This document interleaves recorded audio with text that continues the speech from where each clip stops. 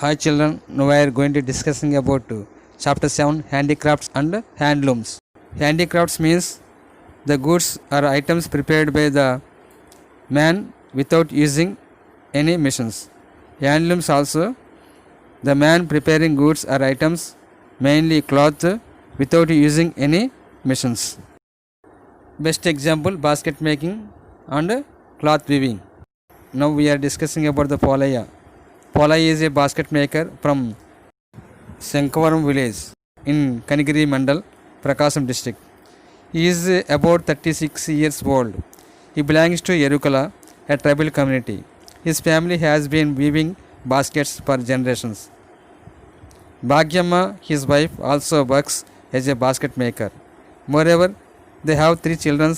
Polaya's father, along with others 25 families, came to Kandukuru and Ongolu about 30 years ago.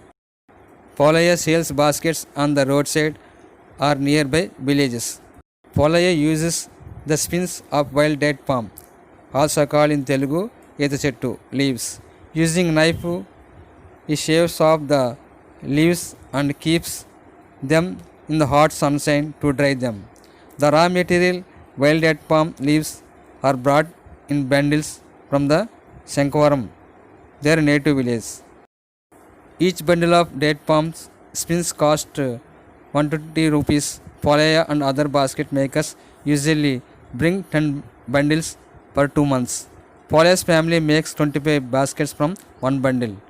10 bundles of skins would give them about 250 baskets. It takes 30 minutes to make a basket. He weaves basket from 10 am to 5 am with few baskets to eat and rest. Polaya sells each basket 20 rupees. Sometimes customers ask for a bigger basket for family rituals. These are sold at a higher price. He sells baskets throughout the year. In 2 months, he can sell 5,000 rupees worth of baskets. The cost of the price is 1200 excluding the transportation charges of 100 rupees for every visit to his village. So the income of his family 3700 for 2 months. He does not earn sufficient income to meet his family expenditure. To supplement his income, Polaya buys and sells bamboo products like trays and stands. For the basket making, most of the people depending upon the forest. But day by day forest material reducing. So the people moving out of rural areas and migrate to urban areas for their survival. And they live in urban areas without basic amenities, mainly in slums. Polaya lives in slum which does not having proper drainage, so it emits bad smell and breeds of mosquitoes and flies. There is no electricity connection or safe drinking water. Polaya's hut is made up of bamboo mats and recycled plastic bags. During the rainy season, the roofs often leak and the huts are flooded. Sometimes the municipal corporation evict Polaya and other basket makers' families. Polaya and other families, they won't get voting rights and ration cards because they don't have any proof of identity or proof of residence. That's why they won't get benefit from the under poverty line. People of Yerukala tribe are usually involved in basket making and lives in different parts of Andhra Pradesh. They are called Yerukala after their women's traditional profession of fortune telling Eruka Cheputa, that means Sodi in Telugu. People of this tribe speak Yerukala Bhasha. These words from Telugu, Tamil and Kannada language. Now we are going to discussing about handloom weavers in Dharmavaram. Dharmavaram is located in Anantapur district in the state of Andhra Pradesh. Dharmavaram silk sarees are benchmark in traditional craft industry. For these sarees can be added to kundans, chamkis and stones and also opposite colors. Recently, Dharmavaram sarees received the patent rights. The weavers would not produce the raw material required for manufacturing sarees such as silk yarn, color and zari. They purchase from the market. Farmers grow silkworms to produce cocoons and mulberry leaves, from which silk yarn is made. Silk yarn is obtaining from the cocoons in reeling centers. This silk is locally called kachapattu. Now we are going to discussing about stages before weaving. The raw silk extracted from the silk cocoon undergoes some process of before it reaches on loom, that means maggam. The strands of kachapattu twisted together to make yarn in twisting centers.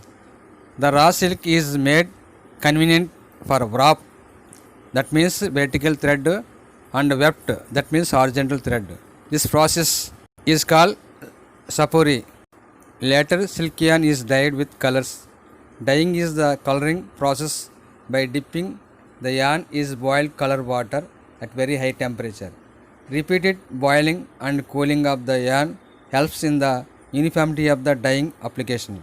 After coloring, the silk yarn is dried in shade. This process is called tie and dye.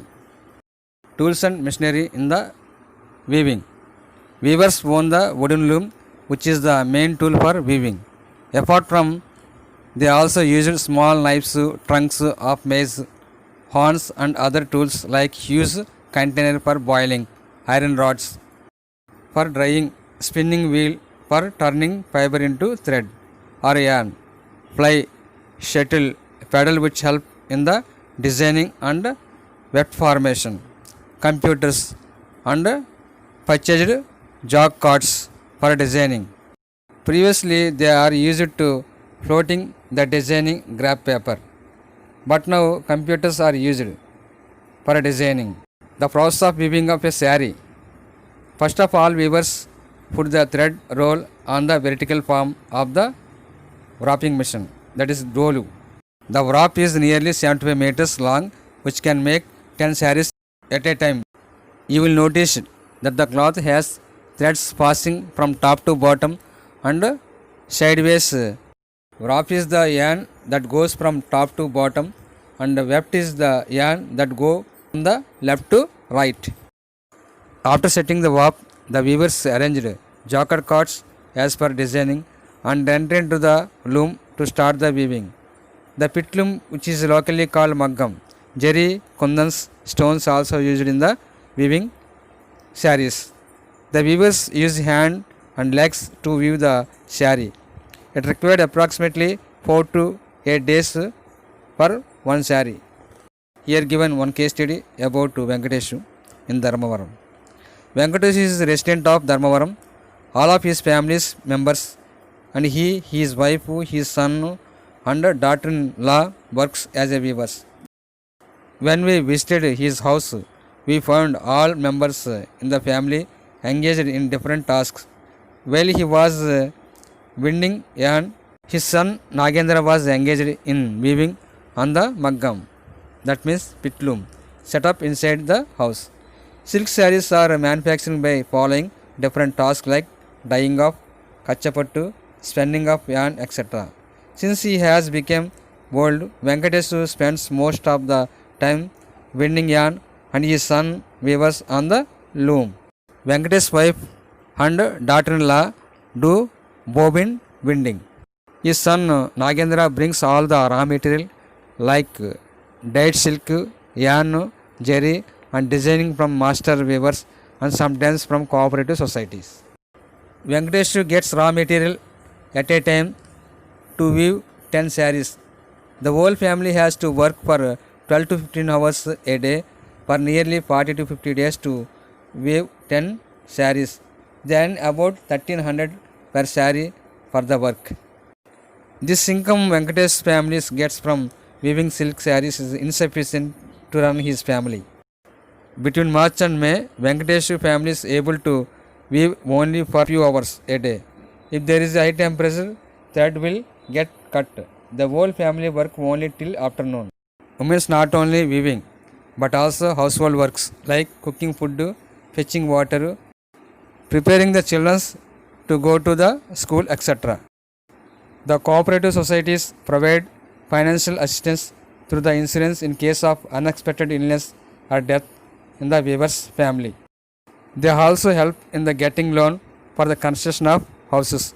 Nowadays, the cooperative societies is not giving sufficient work. Presently, Venkatesh family weaving silk sarees for the master weavers. Venkatesh has not given up the membership with the cooperative society with a hope that it will be improve its functioning in future. The cooperative societies are meant to help the weavers in buying raw materials at low price and to arrange for marketing for their cloth. This reduces their depending upon middlemen and traders. The cooperative societies should set up training centers to help the weavers by training new designs. Andhra Pradesh has the second largest number of handloom in the country, next only to West Bengal. Handloom weavers are facing a serious problems. They facing a stiff competition from the powerloom and mill-made cloth. These are the cheaper as they are produced on machines and also because they use synthetic yarn which is cheaper than cotton or silk. Dharmavaram sarees seems to be expensive, but the weavers do not get good rate due to the middleman's involvement. The sarees that are manufactured on powerlooms are entered in the Dharmavaram market by the middleman.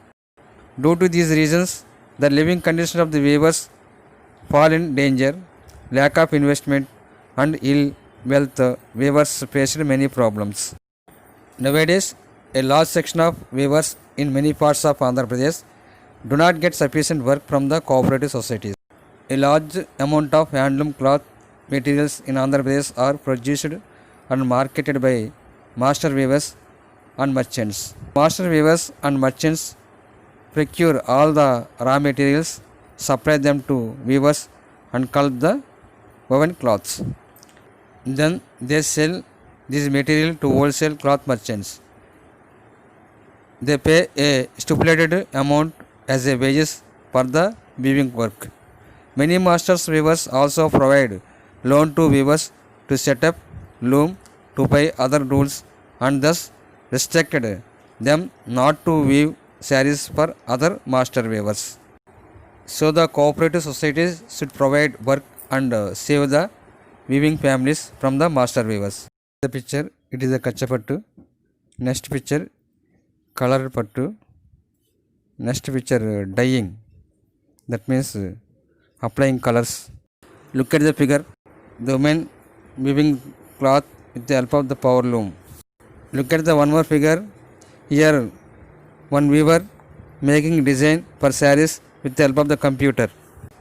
Along with Dharmavaram, there are many amazing weavers in Andhra Pradesh at Uppada, East Godavari, Mangalagiri in Krishna district, Panduru in Srikakulam, Venkatagiri in Nelluru, Chirala in Gunduru district, Srikalahasti in Chitturu district. In the coming class, we will discuss about chapter 15, Establishment of British Empire in India.